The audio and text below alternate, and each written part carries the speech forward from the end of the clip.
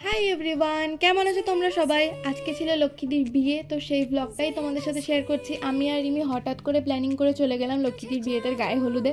বারবার করে লক্ষ্মীদি বলেছিল, তো দেখলাম কি যে চলো যাওয়াই যাক, একটু ঘুরে আসি, দেখে আসি সব কিছু।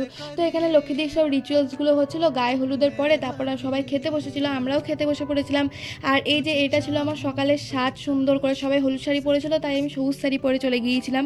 হ্যাঁ, আর তারপরে সন্ধ্যেবেলাতে আবার সেজেগুজে পেট পুজো করতে চলে গিয়েছিলাম। সন্ধ্যেবেলা খুব ঠান্ডা লাগছিলো বলে ফুল হাতা দেখে এটাই পরলাম, আর শাড়ি টাড়ি পরবার সাহস করলাম না, যেহেতু মানে ঠান্ডা ঠান্ডা লেগে যাবে সেই জন্য। আর আমার ভাই এখানে আমাকে জ্বালাতে পারলে আর কিছু চাই না, ওকে বলেছিলাম ভিডিও করে দিই, তো আমাকে জ্বালাতেই ব্যস্ত। আর তারপর হৈমো, আমি, রূপ সবাই মিলে খেতে বসে পড়লাম। আর খাবার মেনুটাও দেখো তোমাদের সাথে শেয়ার করে নিয়েছি। খাবারগুলো মানে প্রত্যেকটাই খুবই ভালো খাবার ছিল। কাটলেটটা তো আমার খুব ভালো লেগেছে, আমি আরেকবারও চেয়ে নিয়েছিলাম। প্রত্যেকটা খাবারই খুব সুন্দর রান্না হয়েছিল, মানে সবকটাই ভালো হয়েছিল। আর তারপর লক্ষ্মীদির বিয়ে দেখে বাড়ি চলে এলাম। টাটা।